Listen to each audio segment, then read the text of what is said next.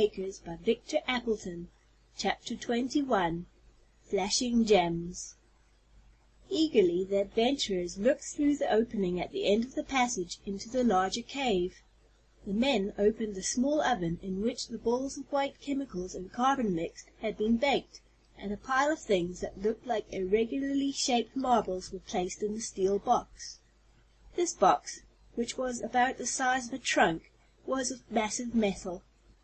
It was placed in a recess in the solid rock, and all about were layers of asbestos and other substances which were non-conductors of heat. "That box becomes red-hot," exclaimed Mr. Jenks in a whisper. "When things are in readiness, that lever is pulled, and the diamonds are made.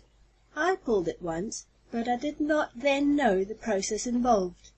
I supposed that the lightning had nothing to do with making the diamonds." "It has a most important part," said Mr. Parker. The hidden adventurers could talk in perfect safety now, for the men in the large cave were too excited to pay much attention to them. The muttering of the thunder grew louder, and at times a particularly loud crash told that a bolt had struck somewhere in the vicinity of the cave. "But bless my watch charm!" exclaimed Mr. Damon. "I didn't know lightning made diamonds." "It does not, always," went on the scientist, "but great heat and pressure are necessary to create the gems. In nature this was probably obtained by prehistoric volcanic fires, and by the terrific pressure of immense rocks. It is possible to make diamonds in the laboratory of the chemist, but they are so minute as to be practically valueless. However, these men seem to have hit upon a new plan. They utilize the terrific heat of lightning, and the pressure which is instantaneously obtained when the bolt strikes. I am anxious to see how it is done. Look, I think they are getting ready to make the gems." Indeed, there seemed to be an air of expectancy among the diamond makers. The mixing machine had now been stopped, and as it was more quiet in the cave, our friends in their hiding place had to speak in mere whispers. All the men were now gathered about the great steel box. This receptacle had been closed by a solid metal door, which was screwed and clamped tight. Then one of the men examined a number of heavily insulated electric wires that extended from the box off into the darkness, where Tom and his companions could not discern them. "That's Folwell, the man I befriended, and who got me into this game," whispered Mr. Jenks. "He was also one of the first to turn against me. I think he's one of the leaders." Folwell came back, after having gone into a dark part of the cave. He went over to an electrical switch on one of the stone walls. "It's almost time," Tom heard him say to his confederates. "The storm is coming up rapidly." "Will it be severe enough?" asked one of the helpers. "We had all our work for nothing last time. The flashes weren't heavy enough." "These will be," asserted Folwell. "The indicator shows nearly 1,000,000 volts now, and it's increasing." "1,000,000 volts!" exclaimed Tom. "I hope it doesn't strike anywhere around here." "Oh, it will probably be harmlessly conducted down on the heavy wires," said Mr. Parker.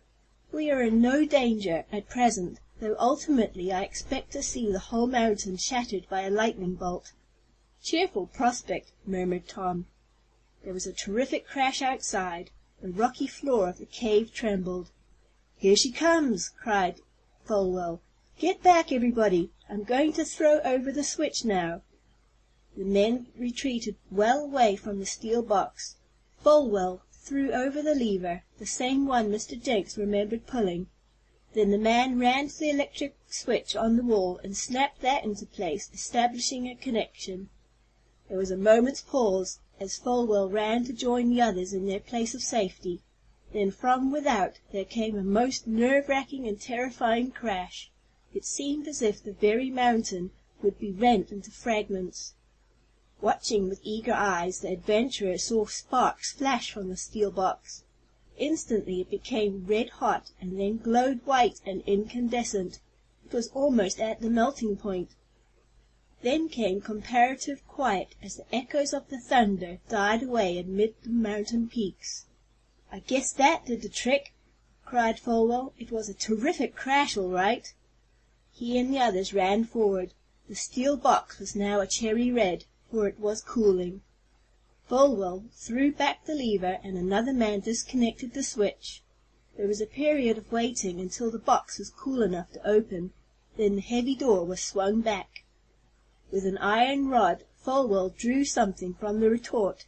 It was the tray which had held the white balls, but they were white no longer, for they had turned into diamonds. From their hiding place, Tom and the others could see the flashing gems, for in spite of the fact that the diamonds were uncut, some of them sparkled most brilliantly, due to the peculiar manner in which they were made. "We have the secret of the diamonds," whispered Mr. Jenks. "There must be a quart of the gems there." The men gathered about Folwell, uttering exclamations of delight. The diamonds were too hot to handle yet. "That's going some!" exclaimed the chief of the diamond makers. "We have a small fortune here." There was a sudden commotion at one end of the cave. A man rushed in. At the sight of him, Tom stared and uttered an exclamation. "Munson, the stowaway!" he whispered. "Hullo!" cried Folwell, as he saw his confederate. "I thought you were East, keeping Jenks away from here." "He got the best of me," cried Munson. "He and that Tom Swift. I stowed away on their airship, but they found me out by a wireless message, and marooned me in the woods. I've been trying to get here ever since. Didn't you get my messages of warning?" "No. What messages?" cried Folwell. "About Jenks, Tom Swift, and the others. They're here. They must be on Phantom Mountain now. In fact, I shouldn't be surprised if they were in this cave. I traced them to their camp, but they're gone. They may be among us now in some of the secret recesses." For an instant Folwell stared at the bearer of these tidings. Then he cried out, "Scatter, men, and find these fellows. We must get them before they discover our secret."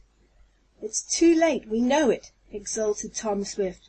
Then he whispered to the others to hurry to the part of the cave where Bill Renshaw had first hidden them. Chapter 21.